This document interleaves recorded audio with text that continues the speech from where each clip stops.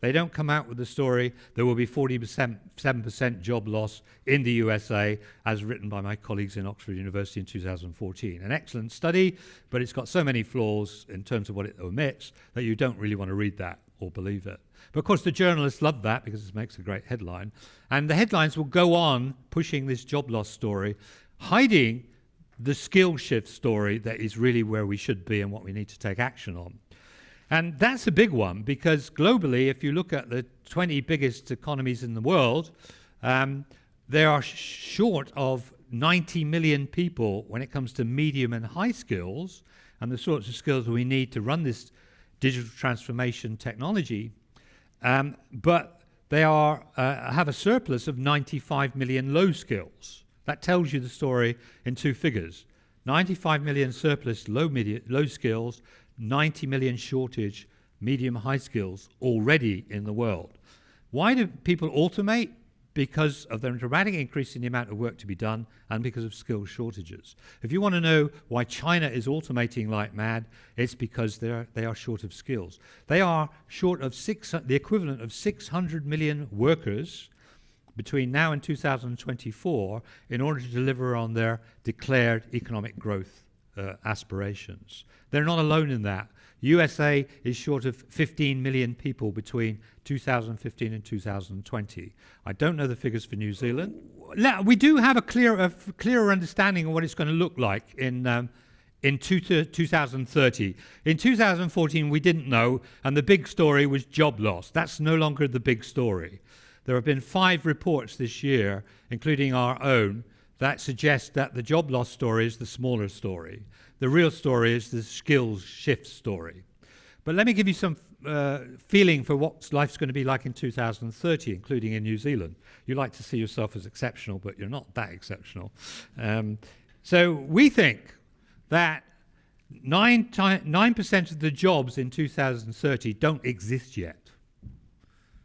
We think that 60% of the jobs will be automated or supported by this kind of technology in 2030. So the story is not total jobs, but partial jobs changed. We think that 14% of the global workforce will change occupations. We think that 18% of jobs will be lost, but 17% will be gained as a result, direct result of this technology. And so the story will not be a job loss story. And if you want to look at other reports than me, look at Asia Development Bank, look at PricewaterhouseCoopers, look at McKinsey's, and look at World Economic Forum. They all come out with the same story this year. New Zealand. But I do know that in terms of your readiness for the technologies, you are in the tier 2. The top nations are the USA and China in terms of readiness. New Zealand plus Australia, I use it wisely in that way around, are in tier 2 in terms of readiness, enablers in place. You have underinvested in all this, on automation, but the opportunity is massive for you to gain a productivity hit of potentially an average between now and 2030, 1.2% on your GDP. Your biggest challenge is data. Most of you have got crap data, let me be honest, frank. I don't know you, but sorry if it sounds insulting. But you would not be alone in that. We've done technology not very well. We've done data incredibly badly, let's face it. And you will come up against that the minute you try to use a cognitive automation tool.